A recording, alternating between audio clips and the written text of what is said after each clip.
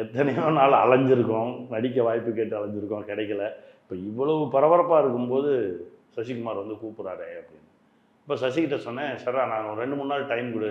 சொன்னேன், டைமெல்லாம் கிடையாது, நீ அதுக்கு தானே ஆசைப்பட்ட, அதுக்கு தானே வந்த, அதுக்கு தானே அவமானப்பட்டேன்ன, இப்போ நான் கூப்பிட்றேன் நீ வா அப்படின்னு சொல்லிட்டு அவன் போயிட்டான்.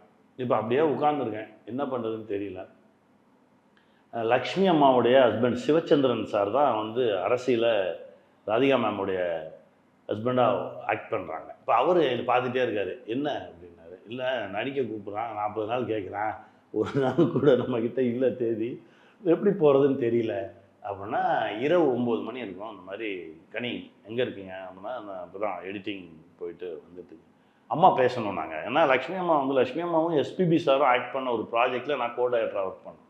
அடுத்த வீட்டு கவிதைன்னு ஒரு இதில் விஜய் டிவியில் Sundar K Vijayan sir direct பண்ணார். அப்போது எனக்கு நல்லா தெரியும், அவங்க என்னை புள்ள மாதிரி தான் பார்ப்பாங்க. சமுத்திரம்னு கூப்பிடுவாங்க. எங்கள் அம்மாவுக்கு அப்புறம் என்னை சமுத்திரம்னு கூப்பிட்ட அம்மா அவங்க தான். இப்போ சமுத்திரம் என்ன ஏதோ நடிக்க வாய்ப்பு வந்திருக்காங்க. ஆமாம்மா, அந்த மாதிரி சசிகுமார்னு படம் எடுத்துகிட்டு வாரா? எடுத்துகிட்டு வரமா, பெரிய குடும்பத்து பிள்ளை தான், பணம்லாம் இருக்குது, எடுத்துருவான். அது நல்லா வருமாய்யா?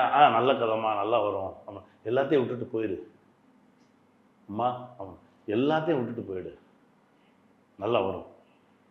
இது கிடைக்காதியா, சரின்னு ஒத்துக்கோ அப்படின்னு சொல்லிட்டு அம்மா வச்சுட்டாங்க. இப்போ அடுத்த நாள் காலையில் நேராக ராதிகா மேம்கிட்ட போகிறேன். மேம் இந்த மாதிரி நான் ஷூட்டிங் போகிறேன், இதை இவங்க பார்த்துங்க. இல்லை நீங்கள் முடிச்சுட்டு வாங்க. இல்லை மேம் நான் இது அப்படியே, ஏன்னா இங்கே ஒன்று இருக்குது அப்படின்னு தெரிஞ்சால் நான் அரைகுறையாக தான் வேலை பார்ப்பேன், எனக்கு எதுவுமே இல்லை அப்படின்னு சொல்லிட்டு நான் போனால் தான் ஒர்க் பண்ண முடியும்னு சொல்லி இந்த அசோசியேட்டு அந்த அசோசியேட் அந்த 3 அசோசியேட்ஸ்கிட்டையும் ப்ராஜெக்டை கொடுத்துட்டு ஒரு மணி நேரத்தில் திரும்ப ஜீரோலேருந்து ஆரம்பிக்கிறேன். உன் கேரக்டர் என்ன பண்ணாங்க? கொண்டுட்டாங்களா? யார்? அந்த சீரியலில் நான் தானே டைரக்டர். நான் ஆக்ட் பண்ணல, நான் டைரக்டர். நீங்கள் டைரக்டர்? நான் டைரக்டர், நான் நாட் ஆக்டர். 3 மெகாவுக்கும் நான் தான் டைரக்டர். அப்போ என்னுடைய 3 அசோசியேட் டைரக்டர்கிட்டையும் இந்த ப்ராஜெக்ட் அப்படியே ஹேண்ட் ஓவர் பண்ணிவிட்டு, எப்போ எந்த பிரச்சனைனாலும் என்னை கூப்பிடுங்க, நான் இருக்கேன் அப்படின்னு சொல்லிட்டு. நீங்கள் ஆக்ட் பண்ண மெகா சீரியல் என்ன? நான் மெகாஸில் ஆக்ட் பண்ணல. ஓகே, நான் எதுவுமே ஆக்ட் பண்ணல. அப்படியே 3 மெகாவை அவங்க கையில் கொடுத்துட்டு அப்படியே ஓவர் நைட்டில் ஜீரோ. அன்னைக்கு ஈவினிங் திண்டுக்கலுக்கு வண்டி ஏறுறேன். என் ஒய்ஃபு கேட்டாங்க, நல்லதெல்லாம் போயிட்டு இருந்துச்சு அப்படின்னா. இல்லை, நான் தேடி வந்தது இது இல்லை, நான் தேடி வந்தது இப்போ என்ன தேடி வந்துருக்குது, நம்பு வந்துடுவேன் அப்படின்னு சொல்லி தான் கிளம்பி போனேன்.